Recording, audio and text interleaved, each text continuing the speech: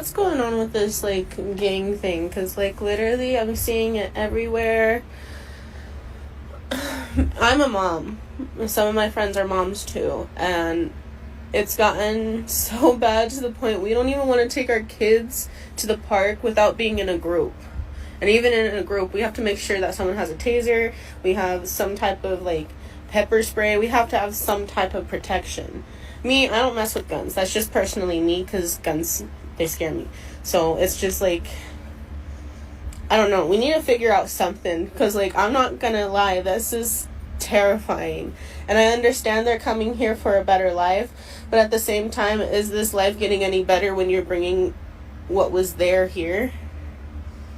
I don't know. We need to figure something out, because literally me and my son are too scared to even go to a playground, and that's not right. What's up, guys? Welcome back to the channel. Welcome to another video. We gotta talk about the migrant crisis that is going on in America. But more specifically, we're gonna be talking about Colorado, because things are starting to get a little tense out there. So apparently, there is a group of Venezuelan gang members, that's what you see right here, that have taken over not only just an apartment complex, but they've almost taken over a whole community. They've started to kick people out of where they live.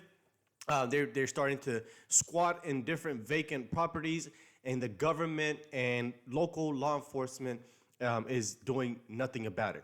So we're gonna watch this clip right here that has gone viral of these, it looks like Venezuelans just doing like a door-to-door raid. I don't know what the heck is going on. But we're going to watch this clip real quick, and then we'll get into a new segment. But before we get started, guys, thank you so much for being here. Make sure to hit the like button down below. And if you're brand new to the channel, subscribe to my channel. I appreciate you.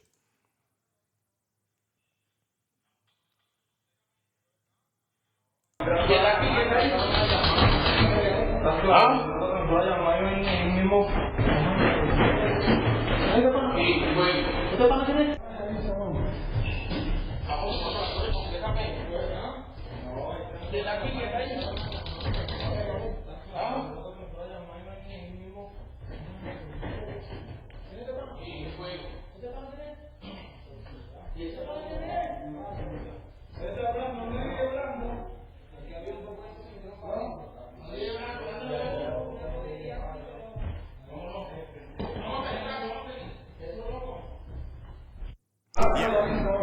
Imagine that. Imagine coming into a country where you're basically handed everything to you. You get food, you get shelter, you get housing. Everything is handed to you, and then you go and terrorize the same community, the same group of people that actually give you a place to go. But what pisses me off is that the Biden administration and Kamala Harris right now seem to be ignoring this, right? They gaslit us for the last 3.5 years, telling us that the border was closed. They actually told us, Kamala Harris told us the border is secure, right? Then you have gang members, criminals, coming in, taking over communities, destroying peaceful civilizations and communities and areas. I mean, Colorado is probably one of the most beautiful states, and they've taken over completely. And this news segment is going to show you here. Let's get into it. I get to our top story of the morning. So this is brand new video obtained here at Fox 31. This is at an apartment complex in Aurora showing men with long guns and pistols in their hands. This is at an apartment building, and a pretty concerning video that is now going viral on social media. National news is picking this up, but we've been following this locally for weeks, and we have questions. City council members and people living in the area claim this is part of a gang takeover in several parts of the city. Those claims now getting national attention. So we wanted to go right to the mayor. Mayor Mike Kaufman joins us live via Zoom this morning to talk more about the situation. First of all, thank you for taking some time out. I know you're dealing with a lot. When you see this video, what do you think? Because I don't live in Aurora, but I think to myself, holy cow, if I lived in Aurora, I'd be freaking out right now. Well, it's, let me put it in context first. This concern that it's 3 apartment complexes, but that's not to minimize it at all. But we're, the 51st largest city in America. We're 400,000 in population, and so, but there are 3 apartment complexes that we believe in, that where there is a concentration of Venezuelan migrants and the criminality is unfortunately followed. So we have a task force with local, state, and our federal law enforcement partners working on it to root these criminals out and get them off the streets. But it certainly concerns me. But it is in three apartment complexes. Now, you and I talked about this issue of apartment complexes, migrant gangs. We talked about this at length last week. And I did ask you if you knew about armed people going around and intimidating people at these complexes, and you said you did know that this was happening to the apartment building owners, and to an extent that we knew it was happening to people who lived there. But my question is, when did you first see this video, and when did you know it was to the extent that we're seeing in this video? Well, we've known. I think I put out a couple weeks ago that we had formed the task force. We knew at that time that we had formed the law enforcement task force to root them out, that there was intimidation going on, and part of that intimidation certainly involves individuals with weapons. Mr. Mayor, why Aurora? You know, I've got people from across the country sending me messages. What's going on in Aurora? Why are these gangs in Aurora? Do we know why they came here? Why they seem to be taking over some spots in our city? So I'm trying to trace it back right now. I can tell you, some things that are unconfirmed that I believe are true. I think we know that these gang elements are attracted to concentrations of Venezuelan migrants. That's unfortunately, there's a lot of criminality in Venezuela. It's basically a failed state. The role of the police department there is to protect the government. It's not to protect the people. And so, unfortunately, some of these criminal elements have come up with the migrants.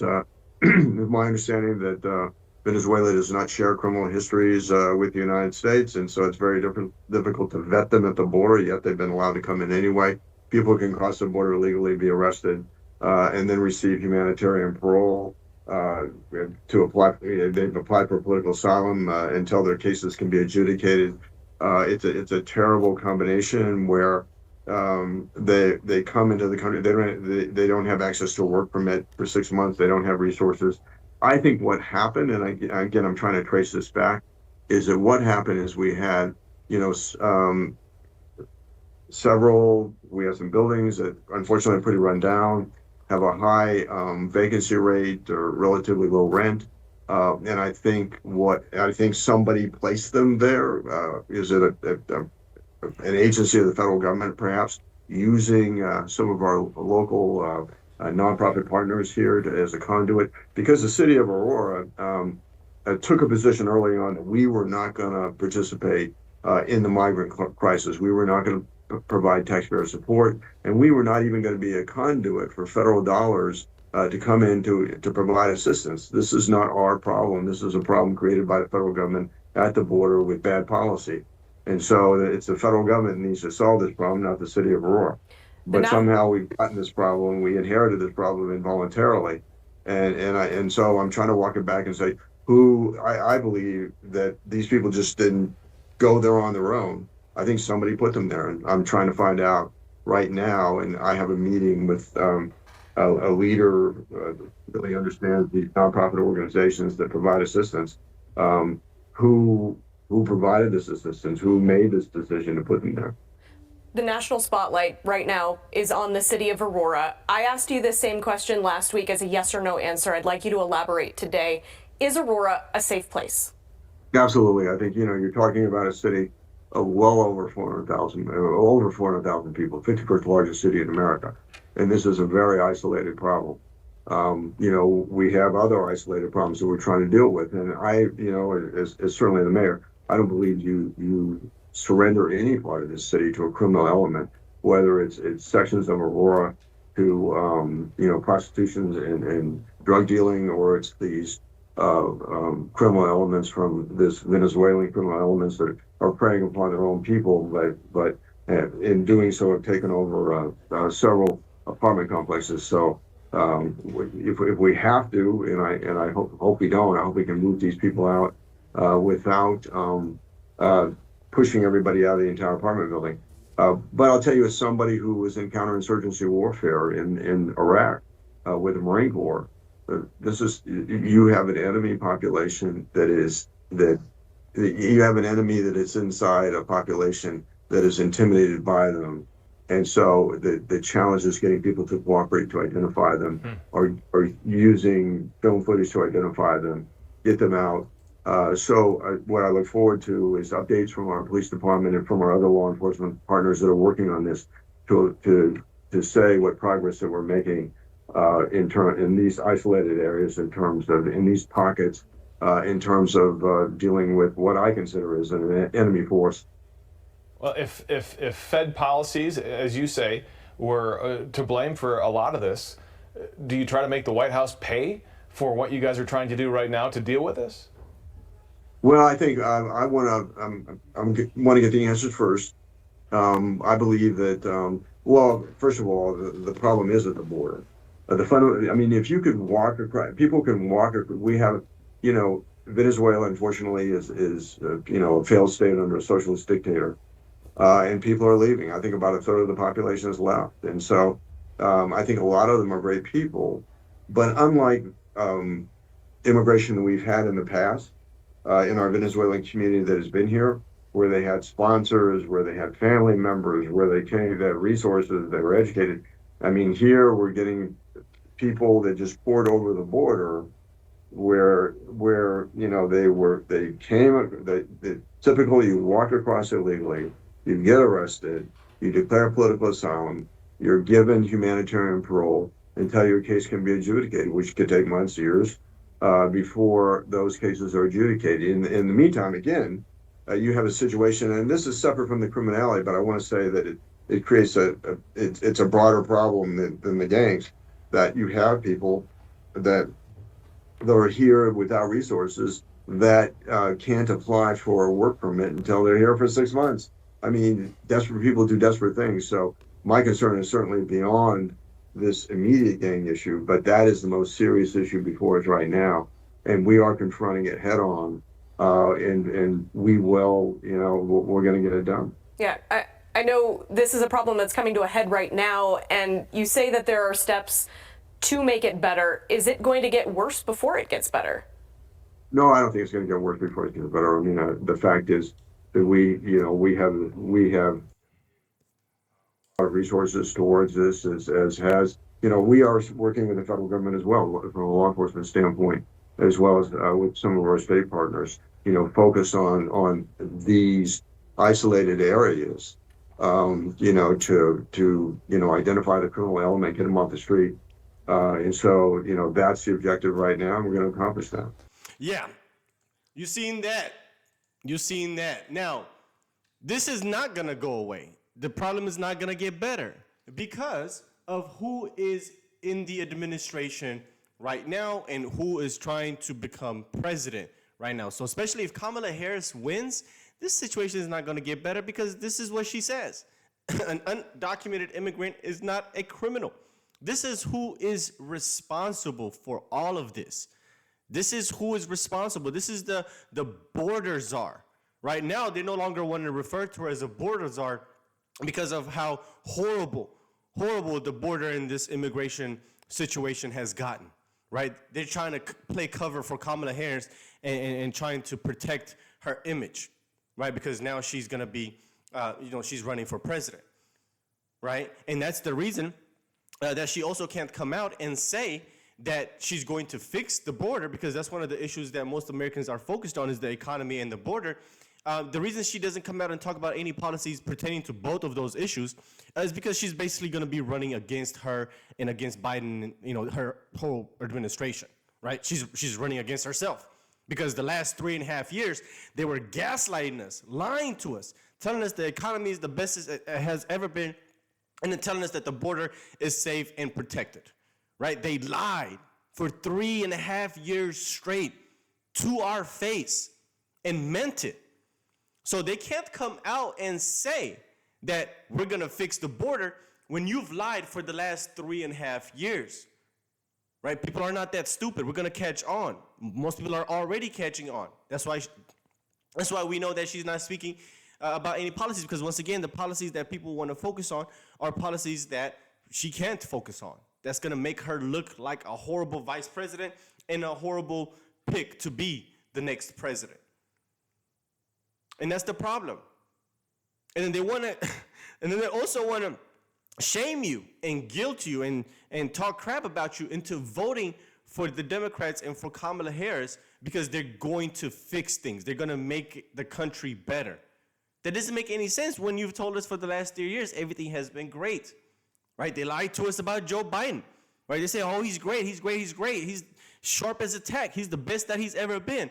Then boom, all of a sudden, oh no, we got to take him out. He's not the guy. I think we got Kamala. That's going to be better. Everything they told us, they've been lying this whole time. And states and, like Colorado and cities like Aurora are suffering the consequences of bad policies by bad politicians that don't know what they're talking about, that actually have a more nefarious agenda to destroy this country and enact socialism and communism. This is what we get. This is what we get. And you got some people, some silly people right now that are still advocating and pushing for Kamala Harris. It makes no sense to me whatsoever, but there's nobody to blame. This situation, there's nobody else to blame except Kamala Harris, the border czar. We're not going to let her go. We're not going to forget just because the media says that she wasn't the border czar. That's her fault. This is the reason that we're in this situation today. She needs to come out and apologize. She has to pay. There has to be consequences for this. And the consequence that must be is to remove her from the White House. That's the only way to fix it. So if you people in Aurora, you people in Colorado, y'all vote for Kamala Harris again, we're not going to feel sorry for you. We're not going to feel sorry for you. So anyway, let me know what you guys think. Let's talk about this video in the comment section. Hope you enjoy the content. Once again, if you're brand new, consider hitting the subscribe button for more videos. I'll see you guys on the next one. Peace.